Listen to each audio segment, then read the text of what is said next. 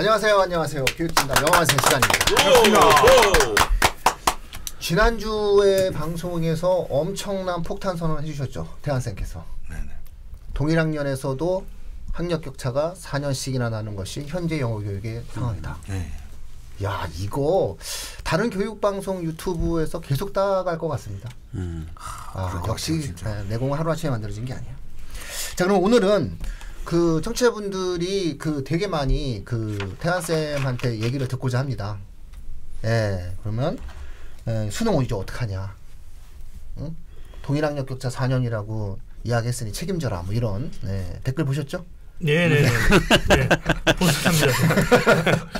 네, 역시 오늘도 멋진 의상과 더불어서 그럼 수능에 관련된 이야기를 좀 부탁을 드릴게요. 아무래도 수능이 만들어진 이래 지금까지 수능 교육에 있어서 그 누구보다도 최고의 어떤 전문가의 어떤 식견으로 수능 부분들에 대해서 영어 특히 뭐 지문도 좀 길어지고 지문의 수준도 높아지고 했지 않습니까? 네네네. 말씀 좀 부탁드릴게요.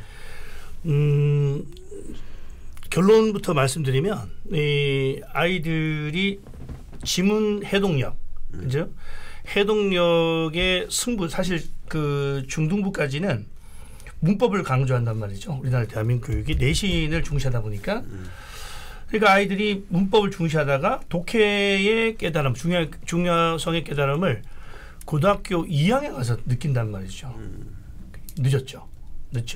사실 언제 느끼냐면 초등학교 5학년부터 꾸준한 독해력을 길러냅니다. 그러니까 올바른 독해법이죠. 그러니까 그거에 되지 않은 상태에서 고등학교 1학년까지 내신, 독해를 암기하듯이 그 습관을 가지고 가다 보니까 이미 어릴 때 독서가 된 아이들 있죠. 그 아이들은 폭풍 성장합니다. 그런데 그렇게 되지 않은 애들은 절대 못 따라가는 그런 구조이기 때문에 제가 추천드리는 것은 초등학교 5학년부터 자기 수준에 맞는 독해를, 다양한 지문을 정독하는 훈련이 굉장히 중요하다. 그래서 아까 제가 앞전에서 말씀드렸던 것처럼 어머니들께서 우리 아이가 발음 좋다고 영어 잘한다고 생각하면 안 되거든요. 그래서 이 아이가 이 해독력의 어느 정도인지를 정확하게 평가받는 게 중요하다. 그래서 사실 우리가 평가 기준 자체가 이제 초등학교 때는 발음 좋은 걸 가지고 평가 기준입니다. 중학교 때는 문법 잘하는 것을 영어 잘한다는 평가 기준이거든요. 고등학교 가면은 1학년까지 내신 잘하는 것을 영어 잘한다고 그래요. 그러면 실질적으로 평가받는 건 언제냐? 고등학교 2학년 2학기부터. 그게 이제 수능 영어잖아요, 그죠? 그걸 가지고 그 기준인데 거기 보면 아이들이 그동안에 살아왔던 게 다 다르다는 거죠. 그럼 올바른 독서를 영어를 배운 아이들은 문제없이 쭉 치고 나가는데 그렇지 않는 아이들은 머문다는 거죠. 그래서 초5부터 그냥 외국인들, 사실 외국인들 그 바람이 많이 불었잖아요, 그죠? 어학원들 보면 뭐 이제 대화하는 뭐 듣고 가서 몇 마디 던지는 거, 여기 중요성을 뒀는데 우리도 어릴 때 독서 중요시하잖아요, 독서. 책 읽기 중요하잖아요, 우리 한국어, 그죠? 그러니까 영어도 마찬가지. 지문이 워낙 어려우니까 초5 때, 6학년 때, 최소한 중학교 1학년 때부터 나도 수능적 사고를 길러주는 것이 제일 중요하다. 그러니까 수능적 사고라는 말을 제가 제일 좋아하는 용어거든요. 수능적 사고라고 하니까 학부모님들이 수능 문제 푸는 게 수능적 사고라고 착각한다는 거죠. 그게 아니라 예를 들어서 여행은 사상의 산파이다. 뭐 이런 말이 있잖아요. 그럼 이 아이들이 이 말이 뭔지 모른다는 거죠. 여행은 사상의 산파. 산파라는 용어도 잘 모를 것이고 사상, 생각이라는 단어도 잘 와닿지 않으니까. 그리고 안다 하더라도 여행은 사상의 산파다. 이 뭔 말, 왜 개소리야? 이런 말 했잖아요. 더 해주십시오. 이렇게 된다는 거죠. 그러니까 이런 추론적 사고를 하는 버릇이 없다는 거예요. 그냥 교과서 암기하고 해석판 보고, 그러니까 수능 특강 해석판 보고 암기하고, 이게 영어라고 생각하는 거지. 사실 우리 옛날 한자 공부해보셨죠? 한자. 어떻게 할까요? 그 한자 그걸 읽고 해독법을 배우지 않지. 그냥 해서 외우는 거지. 음과 뜻이 있습니다. 그죠?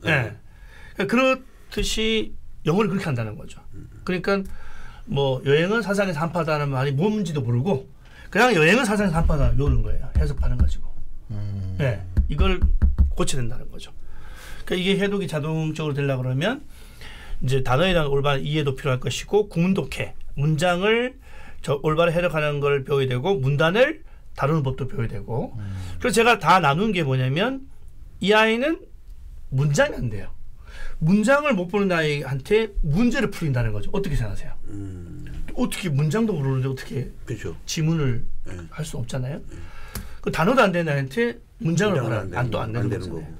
그러니까 이 아이의 아픈 부분이 다 다르다는 거죠.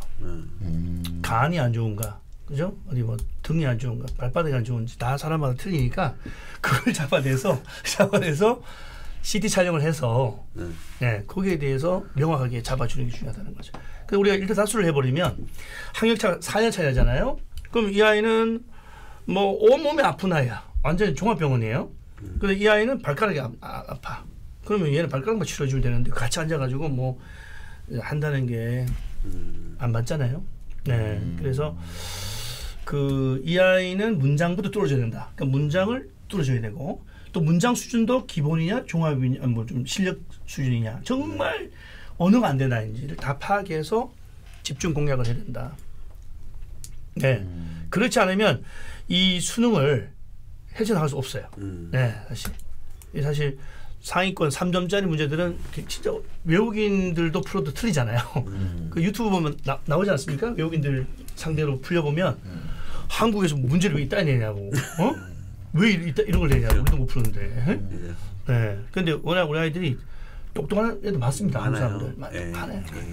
그거보다 낮게 내면 다 맞춰버리거든요. 네. 그래서 변별력을 주기 위해서 그랬던 것 같아요. 학술적인 부분도 많이 나온다 이렇게 봅니다. 제가 말이 좀 길은 것 같은데 좀 편집해 주세요. 아닙니다. 요거는 저희는 뭐 편집이 편집 없어요. 편집 없어요? 뭐 실수하잖아요. 그대로 나가요. 오 아싸 너 실수했어. 더 해주세요. 우리 다 새로 웃겨갖고 뭐야 아싸 너 실수했어. 이런 다음부터는 소주 들고 와야 돼. 조심하세요. 제가 지금 옷이 더워서 내가 지금 좀 벗으면 큰일 나요. 벗으면요 우리 안 말려요. 더워서 지금 버벅거리고 있어요. 지금 더워서. 벗으셔도 상관하네요. 네. 또 교육자가 벗을 수도 없고. 네. 각자 도생 방송. 근데 저는 사실은 영어 방송 제가 좀 몇 번 하고 했는데 그 교육진담 진행자 민우의 이름으로 요 방송 태환쌤 이야기를 한 번 더 듣는 걸 추천드립니다. 요게 영어의 현재의 트렌드를 가장 정확하게 설명하신 내용이에요. 맞아요. 진짜 반드시 한 번만 더 듣기를 추천드립니다. 이런 상황에서 무슨 편집이 어디 있습니까? 네, 두 번 들어야 됩니다. 이 방송은. 네. 너무 멋있는 이야기를 해주셨어요. 그래서 정확한 지금 현재 어떤 수능에 대한 이야기를 해주셨는데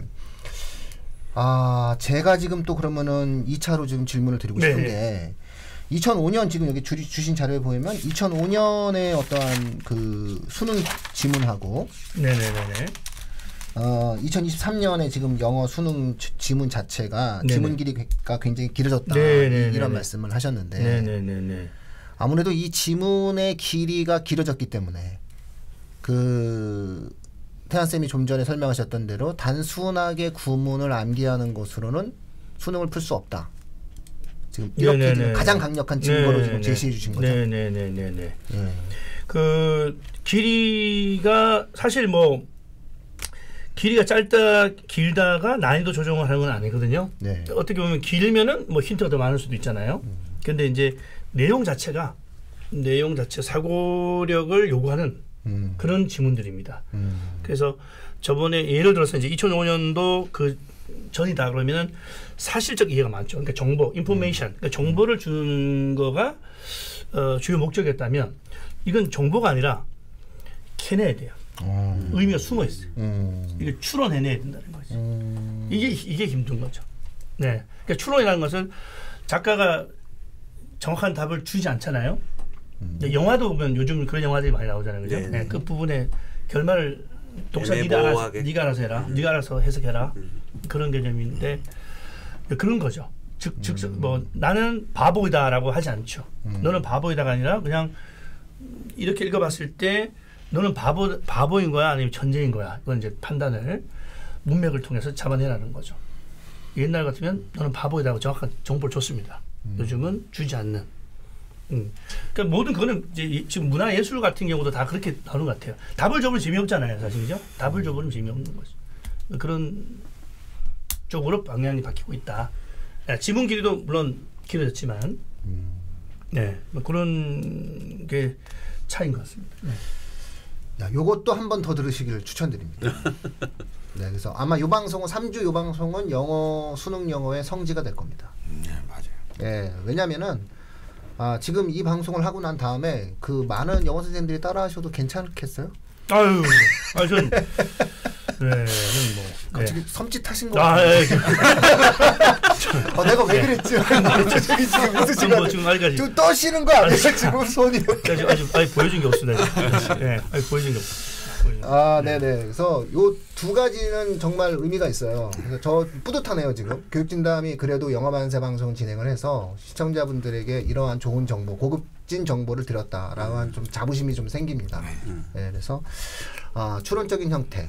그다음에 어떤 사유의 과정에서의 어떤 언어의 문제가 수능 출제 패턴이 되는데 그러려면은 단순하게 암기하는 것으로는 절대로 문제를 해결할 수 없다. 그런데 아이들은 단순하게 영어를 암기하는 것으로 공부한다면 어떻게 수능을 문제를 풀 수 있겠느냐. 지난주 지지난주 우리가 계속적으로 강조했듯이 1등급은 92.5%밖에 안 나온다. 92.5%의 학생들이 1등을 못 받는 이유가 여기에 있다. 그렇기 때문에 개별적인 학생들의 수준에 맞게 영어 학습에 대한 내용들을 좀 가지고 새로운 패러다임으로 좀 고민을 하고 거기에 맞춰서 학습을 진행해 줄 필요가 있겠다. 이런 말씀을 좀 해주신 것 같아요. 너무 의미가 좀 커요. 이 방송은 다시 한번 계속 들으시면은 수능 영어에 대한 대비가 이렇게 하면 좀 되겠구나 싶을 것 같아요. 근데 이걸 몇 번 듣다 보면 아마 이런 생각 드실 것 같은데요. 그럼 우리 애는 어디지? 우리 애는 뭐야? 그것도 좀 방송해줬으면 좋겠어라고 아마 시청자분들 댓글을 다실 것 같네요. 그러면 4주차 때 들어야 되는 거죠, 그건. 네. 4주차에 오시면 아이들의 개별적인 트렌드의 변화에 대한 내용들을 갖고 수요자 중심에 대한 교육에 대한 관심을 워낙 많이 가졌기 때문에 그 부분들에 대한 이야기를 통해서 자녀분들이 어디에 좀 속해 있는지, 어느 패턴인지 뭐 이런 것들에 대해서 한번 가늠해 보실 수 있는 방송이 될 것 같습니다.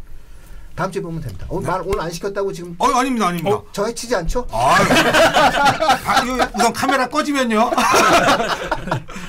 해치지 않아요. 예, 해치지 않는다고 약속했어요. 네, 알겠습니다. 네. 다음 주에 뵙겠습니다. 네, 감사합니다. 고맙습니다.